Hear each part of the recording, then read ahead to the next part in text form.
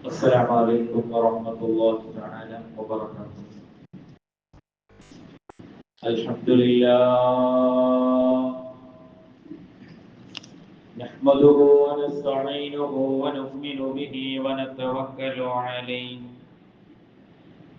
ونعوذ بالله من شرور أنفسنا ومن سيئات أعمالنا. من يهده الله فلا مضل له ومن يضلله فلا هادي له. ونشهد أن لا إله إلا الله وحده لا شريك له. ونشهد أن سيدنا محمدا عبده ورسوله أرسله بالهدى بشيرا ونذيرا وداعيا إلى الله بإذنه وسراجا منيرا. صلى الله على سيدنا محمد وعلى آله وصحبه أجمعين.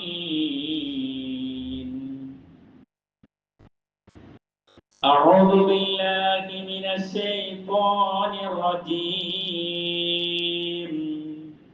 بسم الله الرحمن الرحيم.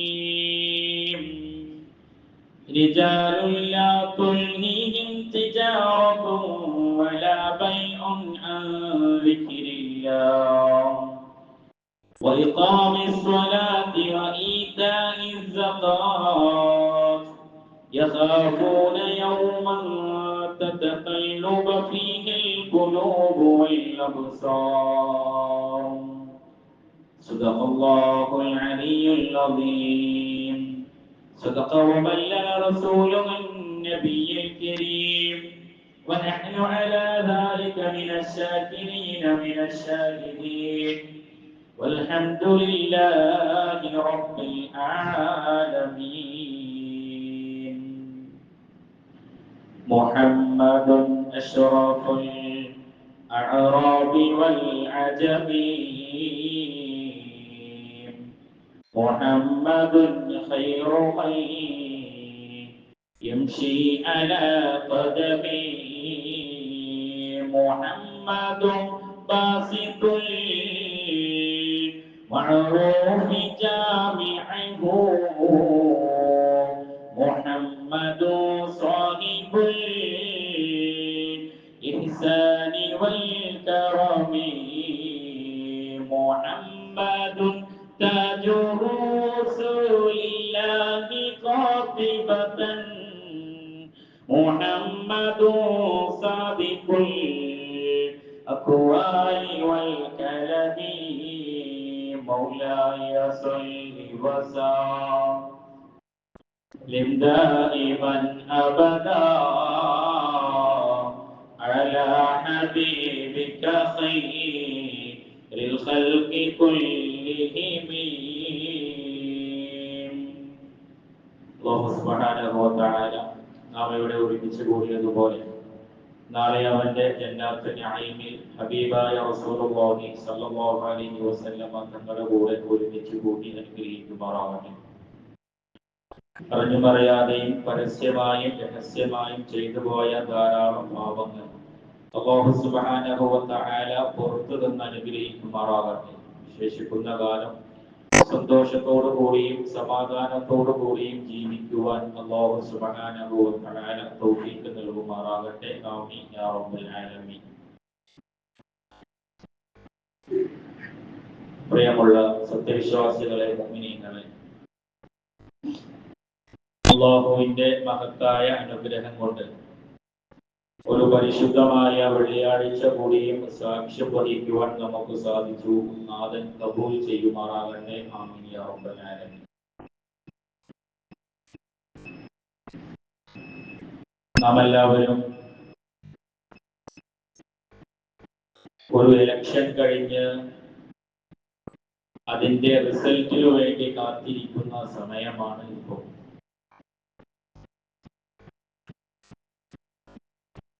വിശുദ്ധമായ രാഷ്ട്രീയ പാർട്ടികളിൽ പ്രവർത്തിക്കുന്ന നമ്മളെ സംബന്ധിച്ചിടത്തോളം ഇന്നത്തെ ഒരു ദിവസം അല്ലെങ്കിൽ ഇന്നത്തെ രാത്രി എന്ന് പറഞ്ഞാൽ ഒരു ഹിസാബിന്റെ ദിവസമാണ്. ഹിസാബിന് വേണ്ടി കാത്തിരിക്കുന്നവരാണ് നമ്മൾ എല്ലാവരും. നാളെ ഒരു 11 മണി 11:30 കൂടെ ഓരോ രാഷ്ട്രീയ പാർട്ടികളുടെയും ഓരോ വ്യക്തികളുടെയും ഹിസാബിനെ കണക്കാക്കി ജയിച്ചവർ എങ്ങനെ, തോറ്റവർ എങ്ങനെ എന്നിങ്ങനെ കണക്കാക്കും.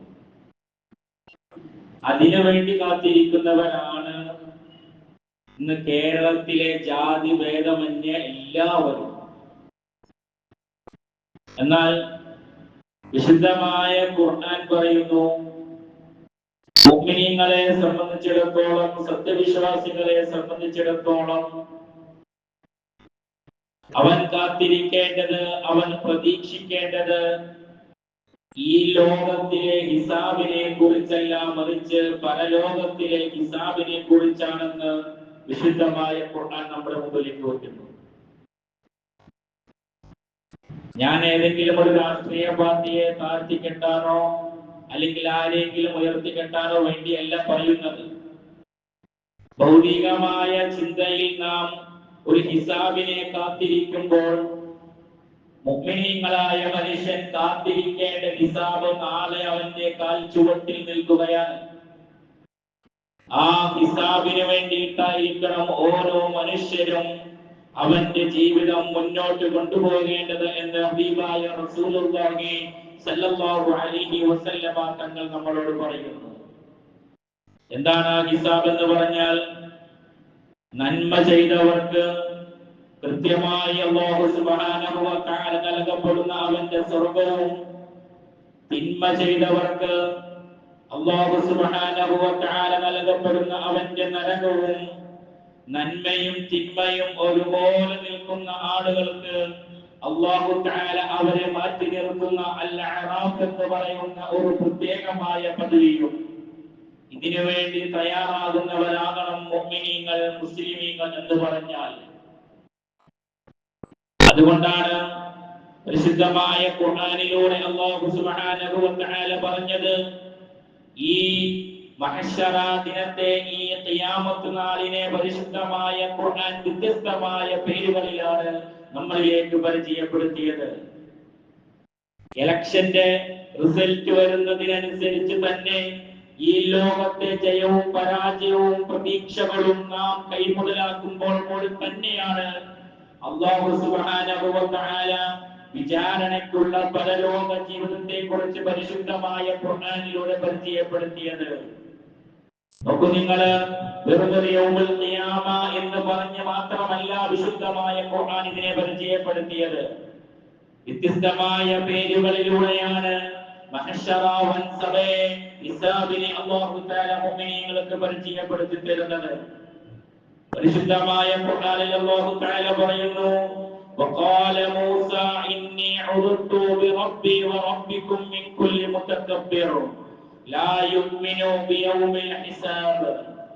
പരിശുദ്ധമായ ഖുർആൻ പറയുന്നു, മൂസാ നബി അലൈഹിസ്സലാത്തു വസ്സലാം ഫിർഔനിന്റെ മുന്നിൽ പോയി നിന്നുകൊണ്ട് തന്റെ ശത്രുക്കളോട് പറഞ്ഞതായ ഒരു ദിവസമുണ്ട്. ആ ദിവസത്തെ പരിശുദ്ധമായ ഖുർആൻ പറയുന്നു, മൂസാ നബി തന്റെ സമുദായത്തോട് പറഞ്ഞത്, എന്റെയും നിങ്ങളുടെയും റബ്ബിനെ മുൻനിർത്തിക്കൊണ്ട് ഞാൻ നിങ്ങളോട് പറയുന്നത്, ഞാൻ നിങ്ങളോട് കൽപ്പിക്കുന്നത്, ലാ യുഅ്മിനു ബിയൗമിൽ ഹിസാബ്, ഹിസാബിന്റെ ദിവസത്തെ, ആ ദിവസത്തെ മുൻനിർത്തിക്കൊണ്ടാണ് നിങ്ങളോട് ഞാൻ സംസാരിക്കുന്നത്. അത് യൗമുൽ ഹിസാബ്, കണക്കുകൾ കൃത്യമായി കണക്കാക്കുന്ന ദിവസം. മൂസാ നബി അലൈഹിസ്സലാം തന്റെ സമുദായത്തോട് പറഞ്ഞത് അങ്ങനെയാ, യൗമുൽ ഹിസാബ്, അത് കണക്കുകൾ കൃത്യമായി കണക്കാക്കപ്പെടുന്ന ഒരു ദിവസമാണ്. നാളെ വോട്ടുകൾ കൃത്യമായി കണക്കാക്കപ്പെടുമ്പോൾ ആ ദിവസത്തിനോട് കത്തിച്ചുകൊണ്ട് പരിശുദ്ധമായ ഖുർആൻ പറയുന്നു, നാളെ അല്ലാഹുവിന്റെ മുമ്പിൽ നിൽക്കേണ്ടത് യൗമുൽ ഹിസാബ്, അത് കണക്കുകൾ കൃത്യമായി അല്ലാഹു തആല ചോദ്യം ചെയ്യുന്ന ദിവസമാണ്.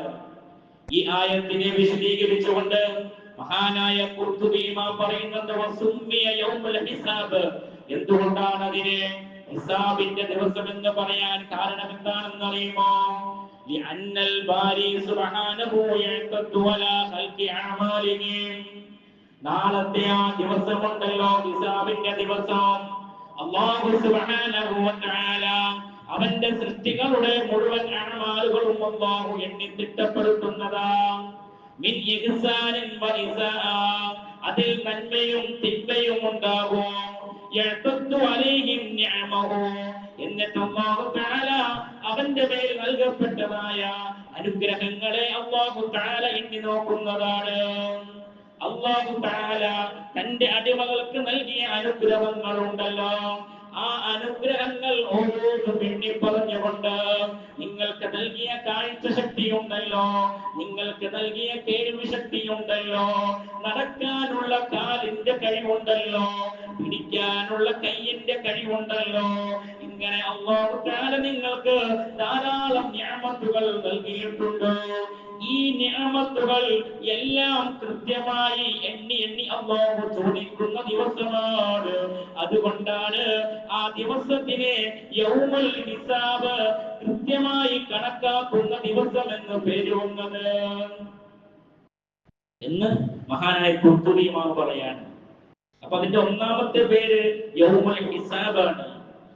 എന്നാൽ അല്ലാഹു തആല മറ്റൊരു ആയത്തിലൂടെ പറയുന്നുണ്ട്, ഫഅൻദിറുഹും യൗമൽ ആസിഫ, നിങ്ങളിലേക്ക് ഒരു ദിവസം വരാനുണ്ട്, യൗമുൽ ആസിഫ, അത് പെട്ടെന്ന് വരുന്നതായ ദിവസമാണ്.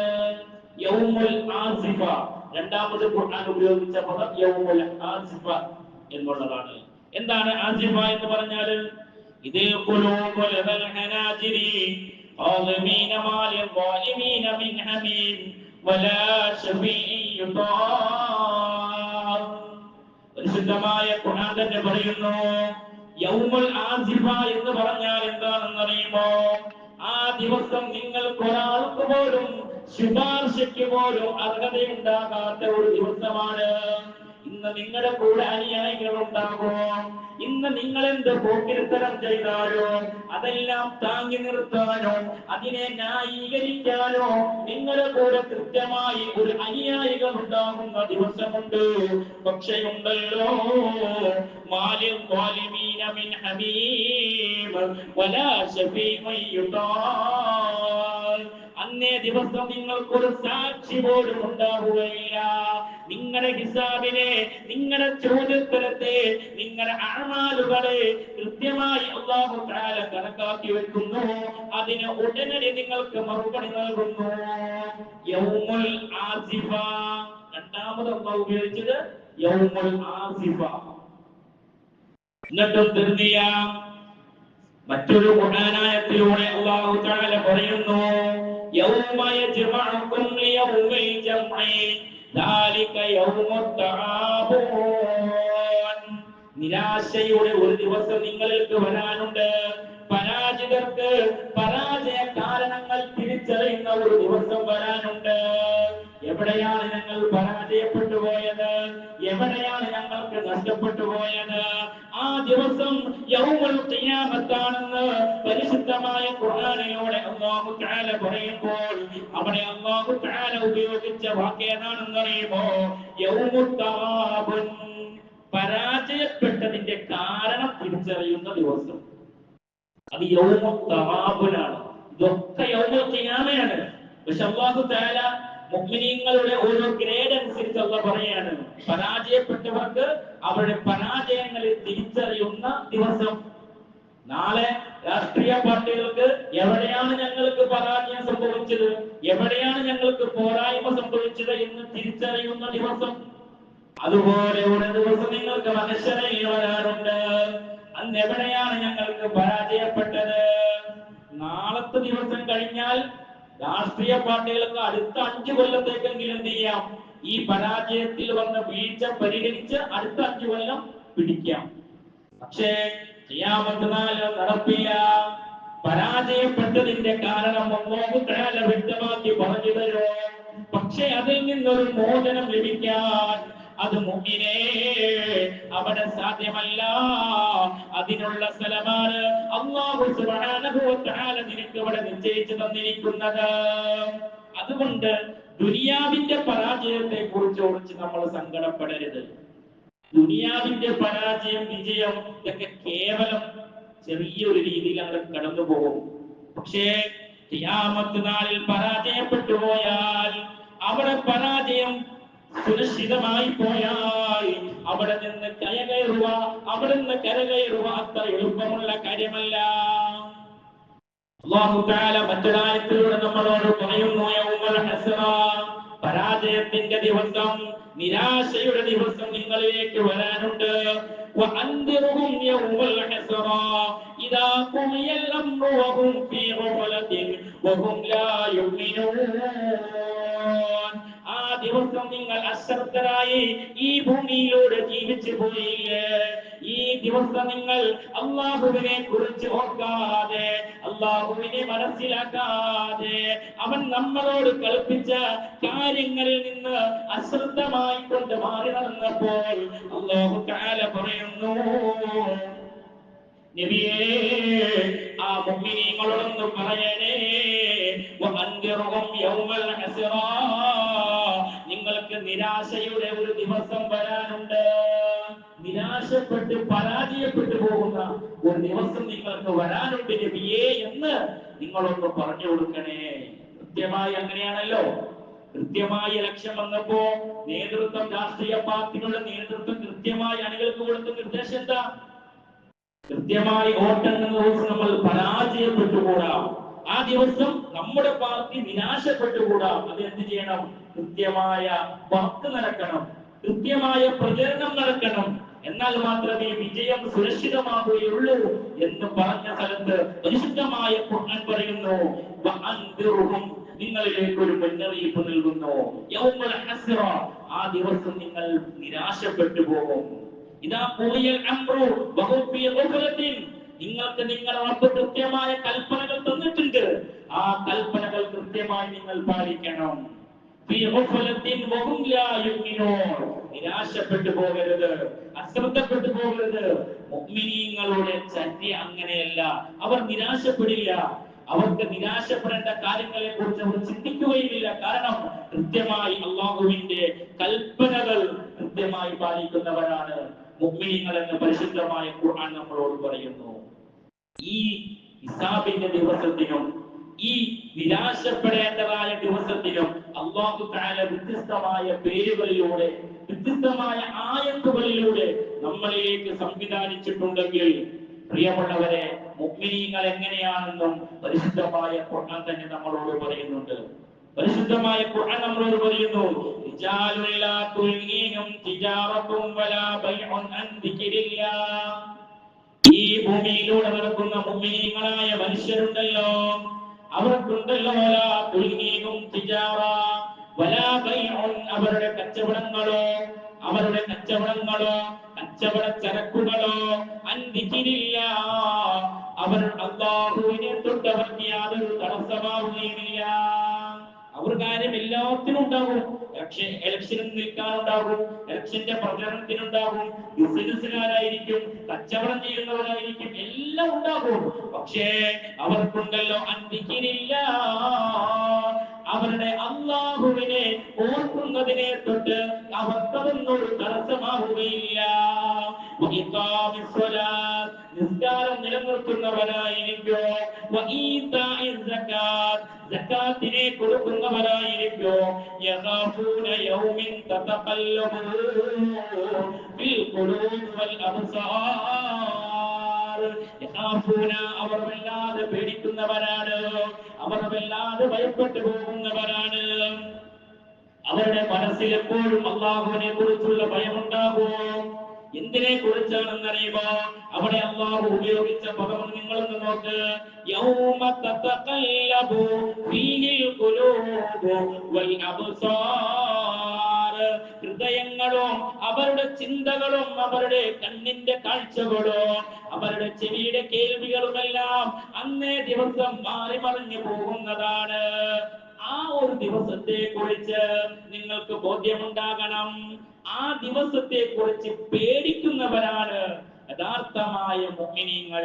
യഖാഫൂന യൗമൻ തതഖല്ലബു, ഹൃദയങ്ങൾ മാറി മറിയുന്ന ഒരു ദിവസം. എന്ത് ചെയ്യണം ഈ അദാബ് കാണുമ്പോൾ? ഒരു നഗരത്തിൽ സൂര്യൻ നിൽക്കുമ്പോൾ ഇനി എന്ത് ചെയ്യും? ആരാണ് ഒരു രക്ഷ? എന്തിനെ കുറിച്ച് ഹൃദയം ഇങ്ങനെ പൊട്ടി തകർന്ന് ചിന്തകൾ മാറി മറിയുന്ന ദിവസം. ഫീഹിൽ ഖുലൂബു വൽ അബ്സാർ, അവരുടെ കാഴ്ചകളും അവരുടെ കേൾവികളും എല്ലാം മാറി മറിഞ്ഞു പോകുന്ന ഒരു ദിവസം വരാനുണ്ട്. ആ ദിവസത്തെ കുറിച്ച് പേടിയുള്ളവരാണ് മുഅ്മിനീങ്ങൾ. അവർ അതിനെക്കുറിച്ച് മാത്രമേ പേടിക്കുന്നുള്ളൂ. അല്ലാതെ കേവലം ഒരു രാഷ്ട്രീയത്തിൽ പരാജയപ്പെട്ടു പോകുന്നതോ പൊതുസമൂഹത്തിൽ പരാജയപ്പെട്ടു പോകുന്നതോ അതിനെക്കുറിച്ചൊന്നും അവർക്ക് ചിന്തയില്ല. അവരുടെ ചിന്ത അത് പരലോകത്തെ കുറിച്ച് മാത്രമാണെന്ന് വിശുദ്ധമായ ഖുർആൻ നമ്മുടെ മുമ്പിൽ പറയുകയാണ്. ആലോചിച്ച് നോക്ക്. അവരെത്ര തിരക്കുള്ളവരാണെങ്കിലും എത്ര ബിസിയുള്ളവരാണെങ്കിലും അവരുടെ കച്ചവടമോ അവരുടെ രാഷ്ട്രീയ പ്രവർത്തനമോ അവരുടെ പൊതുമേഖലാ പ്രവർത്തനങ്ങളോ അവരുടെ കച്ചവടങ്ങൾ ഇതൊന്നും അവർക്ക് തടസ്സമില്ല. അവർ കൃത്യമായി നമസ്കാരങ്ങളും സകാത്തുകളും സദഖകളും കുടുംബബന്ധം ചേർക്കലുകളും എല്ലാം അവർക്ക് വളരെ എളുപ്പമുള്ള കാര്യമായിരിക്കുമെന്ന് പരിശുദ്ധമായ ഖുർആൻ നമ്മളോട് പറയുന്നു. ഈ ഒരു ചിന്താഗതി ഉള്ളവനാകണം മുഅ്മിൻ. എന്നാൽ മാത്രമാണ് ഒരാൾ യഥാർത്ഥമായ മുഅ്മിൻ എന്ന് നമുക്ക് പറയാൻ സാധിക്കുകയുള്ളൂ. നോക്കൂ നിങ്ങൾ, മഹാനായ അബൂ ദർദാ റളിയല്ലാഹു തആല അൻഹു പറയുന്നു, ഞാൻ ഏറ്റവും കൂടുതൽ ഭയപ്പെടുന്നതായ ഒരു ദിവസം ഏതാണെന്നറിയുമോ? അബൂ ദർദാ റളിയല്ലാഹു തആല അൻഹു തന്റെ ശിഷ്യന്മാരോട് പറയുന്നു, ലൗ തഅലമൂന മാ അൻതും ലാഖൂന ബഅദൽ മൗത്ത്, മരണത്തിന് ശേഷം ഒരു ജീവിതമുണ്ട് എന്നുള്ള ചിന്ത നമ്മുടെ മനസ്സിലേക്ക് വന്നാൽ, എന്റെ മുമ്പിലിരിക്കുന്ന മുഅ്മിനീങ്ങളെ നിങ്ങളൊന്ന് ശ്രദ്ധിക്കണം. മഹാനായ അബൂ ദർദാ റളിയല്ലാഹു തആല അൻഹു പറയുന്നു, മരണത്തിന് ശേഷം ഒരു ജീവിതമുണ്ട് എന്നുള്ള ചിന്ത നിങ്ങളുടെ മനസ്സിലേക്ക് വന്നാൽ, യമ്മാ അകൽതും തആമൻ അലാ ശഹ്വാ, അങ്ങനെ ഒരു ചിന്ത നിങ്ങളുടെ മനസ്സിലേക്ക് വന്നാൽ നിങ്ങളുടെ മുമ്പിലിരിക്കുന്ന ഭക്ഷണമുണ്ടല്ലോ, അത് എത്ര രുചിയുള്ളതാണെങ്കിലും അതിന്റെ രുചി മനസ്സിലാക്കി ഭക്ഷിക്കാൻ നമുക്ക് സാധ്യമല്ല.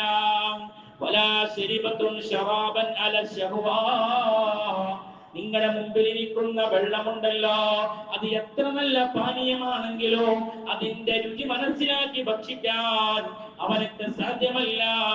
വലാ ദഖൽതും ബൈതാ,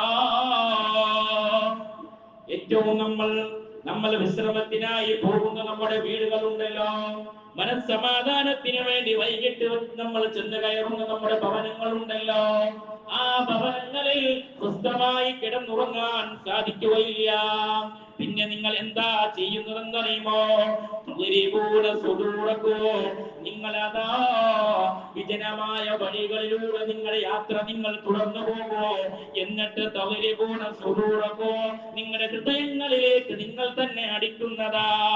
അല ഔഫുസികോ, നിങ്ങളുടെ ഹൃദയങ്ങളിലേക്ക് നിങ്ങൾ തന്നെ അടിച്ചുകൊണ്ട് കരഞ്ഞുകൊണ്ട് അല്ലാഹുവിനോട് കൈകൾ ഉയർത്തുന്നതാ. കാരണം എന്തേ? ഈ ജീവിതത്തിന്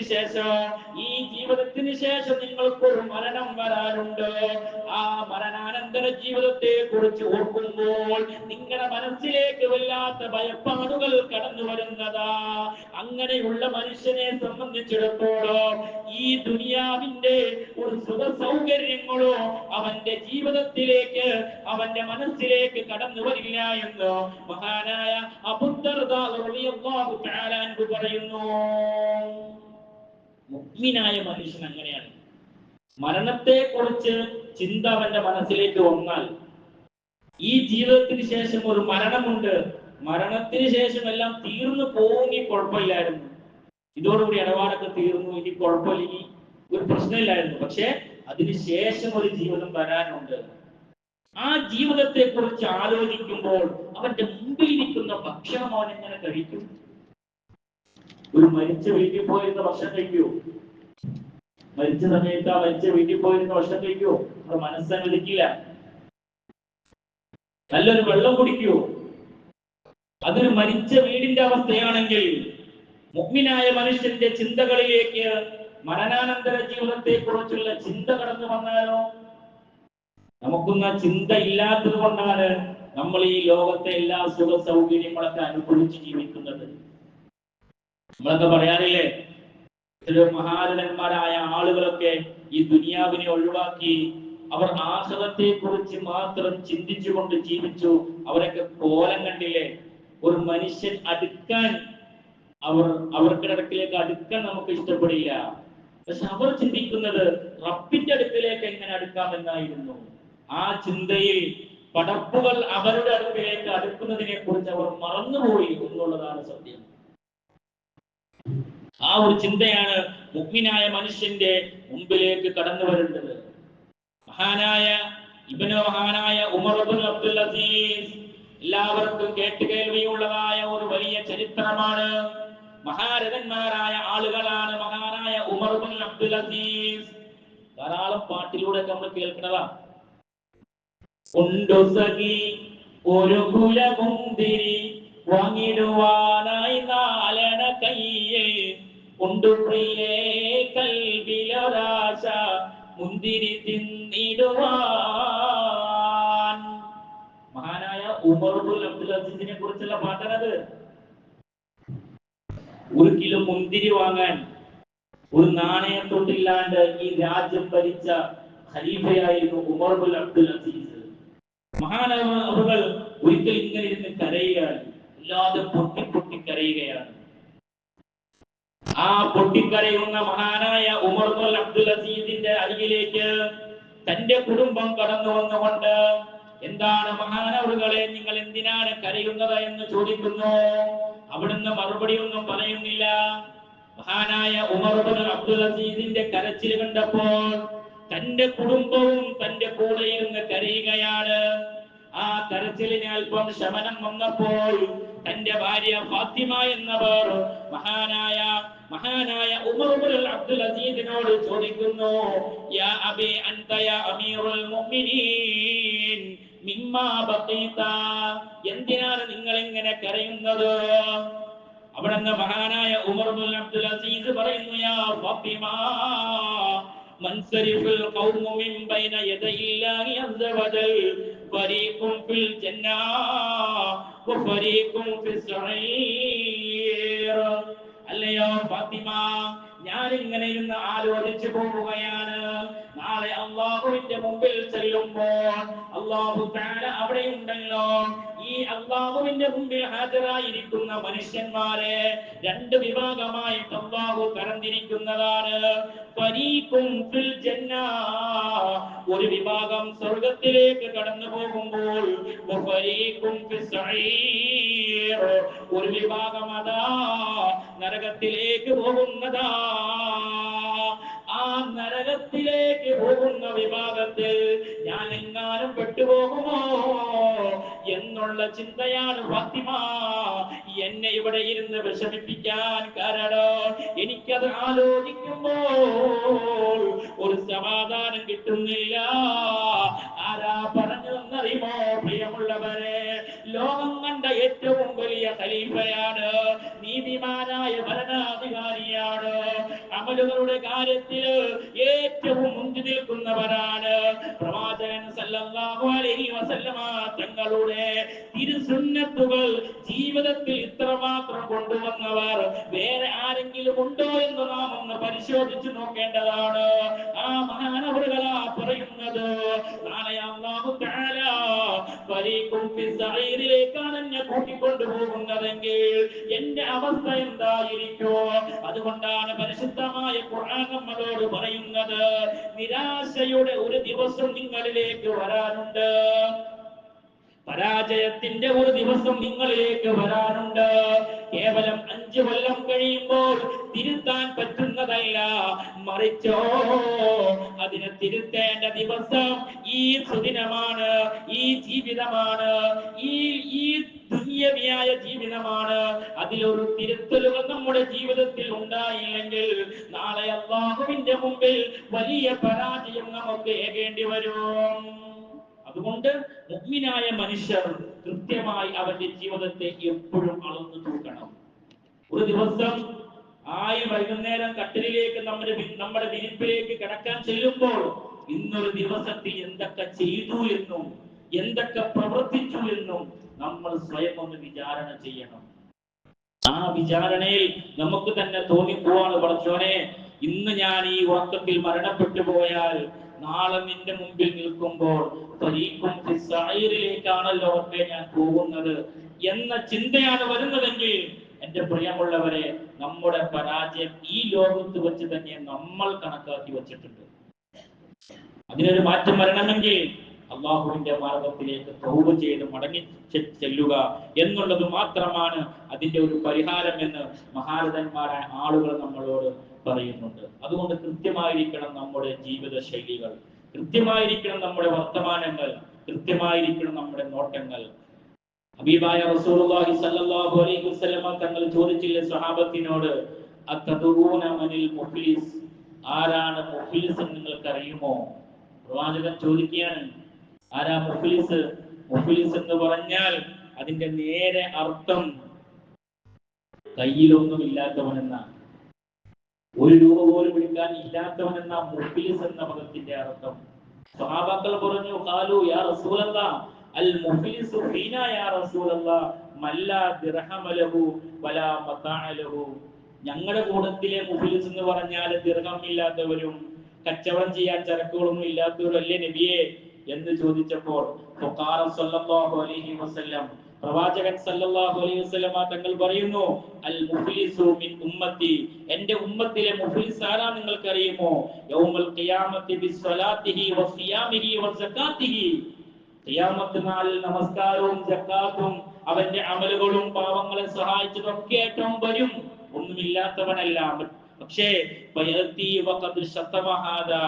അങ്ങനെ വരുന്ന സമയത്ത് നല്ല നമസ്കാരവും നല്ല സകാത്ത് കൊടുത്തതും പാവങ്ങളെ സഹായിച്ചതും എല്ലാമായിട്ട് പള്ളിക്ക് സഹായിച്ചതൊക്കെ ആയിട്ട് അക്കൗണ്ട് ഫുള്ളായിട്ടായിരിക്കും വരിക. പക്ഷെ അവൻ അല്ലാഹുവിന്റെ മുമ്പിൽ കൊണ്ടുപോയി വെക്കുമ്പോൾ അവിടെ അല്ലാഹുവിന്റെ റസൂൽ പറയുന്നു, അവിടെ കൊണ്ടുപോയി വെക്കുമ്പോൾ അവൻ ചീത്ത പറഞ്ഞ ആളുകളുണ്ടല്ലോ, ആളുകൾ വന്നുകൊണ്ട് അല്ലാഹുവിനോട് പറയുന്നു, നബിയെ, എന്നെ ഇവൻ ചീത്ത പറഞ്ഞിട്ടുണ്ട് നബിയെ, എന്റെ ഭക്ഷണം എന്റെ മുതൽ ഇവൻ തിന്നിട്ടുണ്ട് നബിയെ, എന്റെ ഉടമസ്ഥതയുള്ള പല കാര്യങ്ങളും ഇവൻ എടുത്തിട്ടുണ്ട് നബിയെ എന്ന് പറയുമ്പോൾ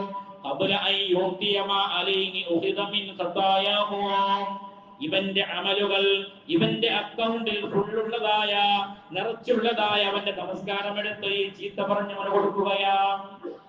ഇങ്ങനെ നന്മകളെല്ലാം കൊടുത്തു കൊടുത്ത്